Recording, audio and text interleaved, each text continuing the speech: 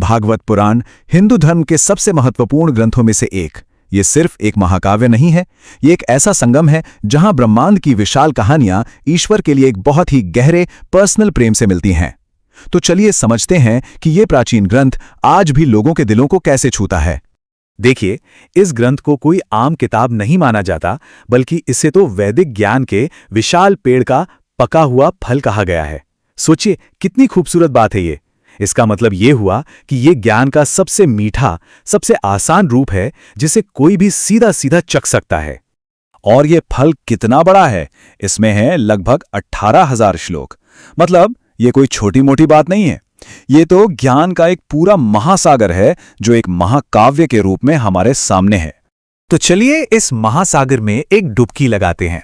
पहला हिस्सा हमें यही दिखाता है कि ये सिर्फ कहानियों का एक कलेक्शन नहीं है, बल्कि अपने आप में ज्ञान का एक पूरा का पूरा ब्रह्मांड है।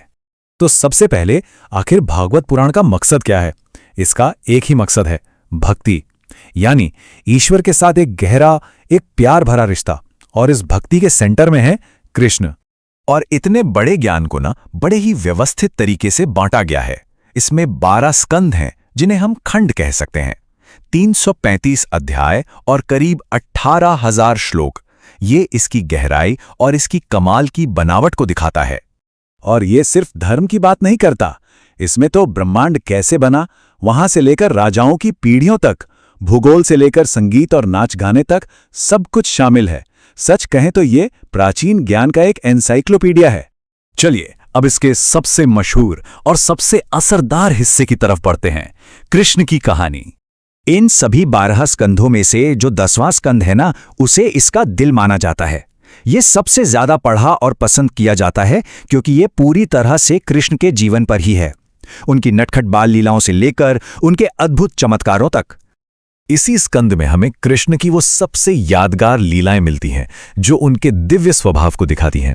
चाहे वो अपनी छोटी उंगली पर गोवर्धन पर्वत उठाना हो या फिर गोपियों के साथ वो दिव्य रास नृत्य करना, हर कहानी उनके अलौकिक प्रेम और शक्ति को दिखाती है।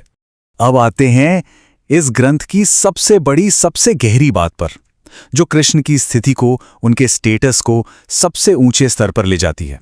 ये ग्रंथ एक बहुत ही बुनियादी सवाल उठाता है, क्या कृष्ण विष्णु के कई अवतारों में से बस एक और अवतार हैं, या फिर वो खुद ही सभी अवतारों के मूल स्रोत हैं? देखिए, इस फर्क को समझना बहुत जरूरी है।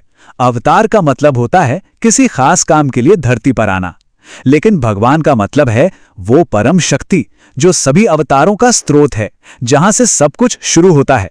और भागवत पुराण का दावा एकदम साफ है, कृष्ण अवतार नहीं बल्कि स्वयं भगवान हैं। और ये ग्रंथ अपनी इस पूरी बात को एक ही श्लोक में पक्का कर देता है, कृष्णस्तु भगवान स्वयं। ये एक फाइनल स्टेटमेंट है, एक घोषणा है कि कृष्ण ही सबके मूल स्रोत हैं। तो अगर कृष्ण ही परम सत्ता हैं, तो फिर उन तक पहुंचने का रास्ता क्या है? भागवत पुराण कहता है वो रास्ता है शुद्ध भक्ति का। और यही है भक्ति योग, भागवत की सबसे मुख्य शिक्षा। ये कोई पूजा पाठ या कर्मकांड नहीं है, बल्कि प्यार का एक गहरा, पर्सनल और इमोशनल रास्ता है। एक ऐसा प्यार जो किसी इनाम के लिए नहीं बल्कि खुद प्यार के लिए किया जाता है। और इस भक्ति को करना बहुत ही आसान और स्वाभाविक है। इसमें क्या शामिल है? ईश्वर की लीलाओं को सुनना, उनके नामों को जपना और सबसे जरूरी उनके साथ एक पर्सनल और प्यार भरा रिश्ता बनाना। चलिए अब ये देखते हैं कि इस प्राचीन ग्रंथ ने हमारी संस्कृति, कला और आध्यात्मिकता पर आज तक अपनी कितनी गहरी छाप छोड़ी है। इस ग्रंथ का असर आज भी जिंदा है। हम इसे होली और जन्माष्टमी जैसे त्योहारों में देखते हैं जो कृष्ण की लीलाओं का ही तो जश्न है। ये कथकली और ओडिसी जैसे क्लासिकल डांस में झलकता है और इसने गौड़ीय वैष्णववाद जैसे दर्शन को जन्म दिया, जिससे इस्कॉन जैसे ग्लोबल मूवमेंट बने। ये टाइमलाइन इस ग्रंथ के शानदार सफर को दिखाती है। सोचिए, 9वीं शताब्दी में भारत में इसकी रचना हुई, फिर 1788 में ये अनुवाद के जरिए पहली बार यूरोप पहुंचा और 1970 के दशक तक आते आते ये एक ग्लोबल आध्यात्मिक ताकत बन गया। तो आखिर में यही सवाल मन में आता है, एक प्राचीन महाकाव्य जो ब्रह्मांड के बड़े बड़े रहस्यों की बात करता है, वो आज भी लाखों लोगों के लिए प्यार की एक पर्सनल कहानी कैसे बना हुआ है?